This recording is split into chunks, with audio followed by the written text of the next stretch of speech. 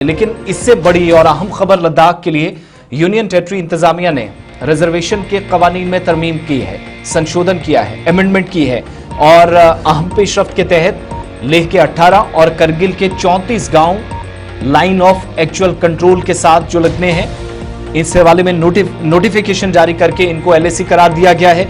मजीद गांव इस फहरिस्त में शामिल किए जा सकते हैं और इस बड़े फैसले के तहत बहुत सारे ऐसे तबकात हुकूमत के मुताबिक जो पसमानदा थे, जो पिछड़े हुए थे, उन तबकों को उनकी हालत बेहतर करने के लिए और सरकार की जानिब से इनको हर तरह की मदद फराहम करने के लिए इकदाम होंगे। लद्दाख के मरकज के ज़ेर-इंतज़ाम इलाके में सरकारी नोटिफिकेशन जारी हुआ है। जम्मू कश्मीर रिजर्वेशन एक्ट 2004 और लद्दाख रिजर्वेशन तरमीमी रेगुलेशन 2025 के तहत मखसूस इलाकों को हकीकी कंट्रोल लाइन जिसको आप कहते हैं या ALC, इससे मुल्हका इलाके करार दिया गया है। और इंतजामिया के इस नोटिफिकेशन के मुताबिक लेह जिले के 18 रेवेन्यू विलेजेस जो लाइन ऑफ कंट्रोल और लाइन ऑफ एक्चुअल कंट्रोल के करीब वाक़े हैं और करगिल जिले के 34 रेवेन्यू देहात जो लाइन ऑफ कंट्रोल या LAC के करीब है, इनको ALC इलाकों के तौर पर नोटिफाई कर दिया गया है। इस फैसले से इन इलाकों के मकीनों को रिजर्वेशन के फवायद हासिल होंगे, जैसे कि तरमीम शुदा लद्दाख रिजर्वेशन कवायद में दर्ज है। ये ऐलान एक मुनज़्ज़म अमल के बाद सामने आया, जिसके लिए रिटायर्ड जस्टिस बंसीलाल भट्ट की सरबराही में एक रुकनी जो कमीशन था वो तश्कील दिया गया था, जो जम्मू कश्मीर लद्दाख हाई कोर्ट के साबिक जज रह चुके हैं। कमीशन को UT लद्दाख में ALC से मुतसिल जो देहात हैं, विलेजेस हैं या बस्तियां हैं, उनको शनाख्त करने का काम सौंपा गया था ताकि उन्हें रिजर्वेशन फवायद दिए जा सके। और एक हतमी रिपोर्ट दिसंबर 2024 में UT इंतजामिया को इस सिलसिले में पेश की गई थी। अब इस तरमीम शुदा ये जो नोटिफिकेशन जारी हुआ है, जिसके मुताबिक SC या शेड्यूल कास्ट जिनको 1% तरमीम शुदा कायदे के मुताबिक बराह रास्त भर्तियों में जो रिजर्वेशन दी जाएगी, SCs को 1%, शेड्यूल ट्राइब 80%, ALC के जो रिहायशी हैं इनके आसपास इलाकों में 4% हकीकी कंट्रोल लाइन के आसपास जो है, मुआशी तौर पर जो कमजोर तबकात हैं EWS जिनको आप कहते हैं 10%। इसी तरीके से उफकी रिजर्वेशन में जो साबिक फौजी एहलकार हैं उनके आगे बच्चे हैं, नौकरियों का मामला होता, बाकी चीजें 6 और माजूर अफराद के लिए भी 4%, जिसके लिए सरकार की जानिब से ये नया नोटिफिकेशन जो आपकी स्क्रीन पर भी साथ चल रहा है इस अनाउंसमेंट के मुताबिक। और ये अनाउंसमेंट कब हुई है?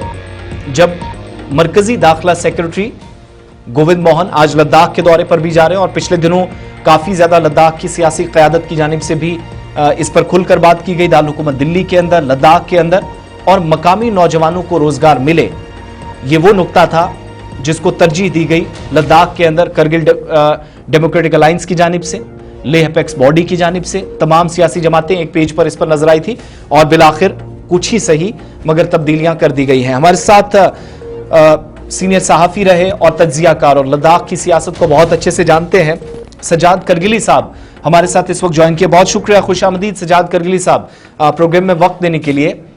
किस तरीके से आप इस फैसले को देखते हैं और वो जो बार बार आप डिमांड्स इंतजामिया के सामने, मरकज के सामने, UT एडमिनिस्ट्रेशन के सामने रखते थे, क्या उनमें एक ये भी नुक्ता था कि बहुत सारे इलाके हैं जो पसमानदा हैं लेकिन इंतजामिया ने या माजी की सरकारों ने नजरअंदाज किया है, तो उस पर अब जाकर काम हुआ है? इस डेवलपमेंट को कैसे आप देख रहे हैं?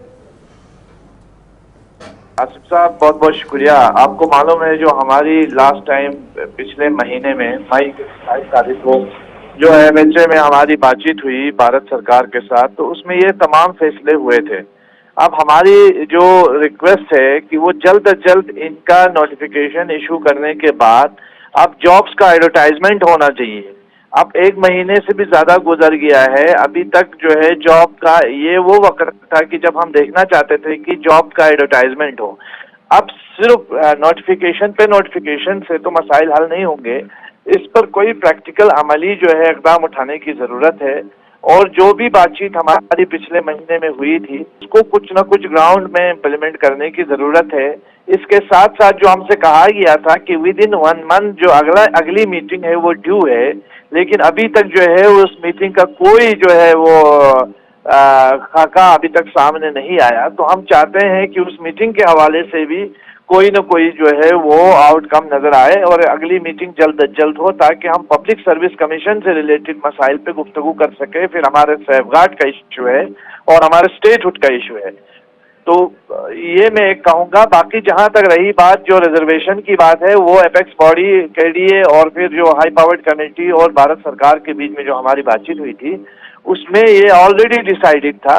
और लेकिन इसमें कल एक हमें और एक चीज देखने को मिली कि ये जो एलएसी और एएलसी के एरियाज हैं, उसका नोटिफिकेशन मैंने तो नहीं देखा, लेकिन अलबत्ता ये एक हमने इसमें एक रिजर्वेशन सुनने को मिल रही है कि कुछ इलाके, खासकर उन जैसे इलाके जो बिल्कुल जीरो बॉर्डर लाइन पर है, उन एरियाज को इस लिस्ट में शामिल नहीं किया गया है। तो वो भी इंश्योर किया जाना चाहिए कि वो एरियाज भी इस लिस्ट में शामिल हों।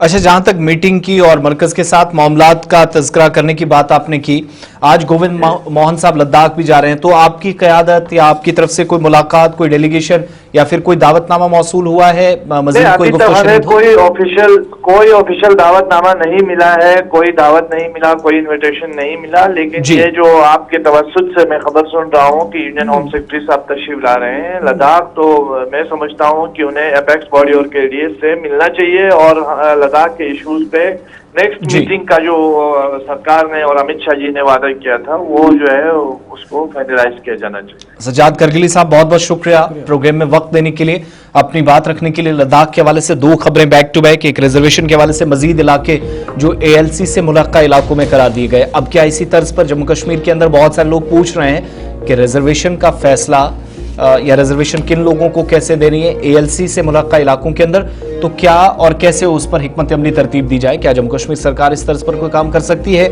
यकीनन होगा कोई प्लान, जिस पर आइंदा दिनों में आप देखेंगे कि लॉ कमीशन को जो रिपोर्ट गई है, लॉ डिपार्टमेंट को, वहां से रिपोर्ट के बाद जो तजावीज़ दी गई हैं उसमें क्या मुमकिन है, क्या नामुमकिन है, वो सब डिसाइड होने के बाद चीजें होंगी।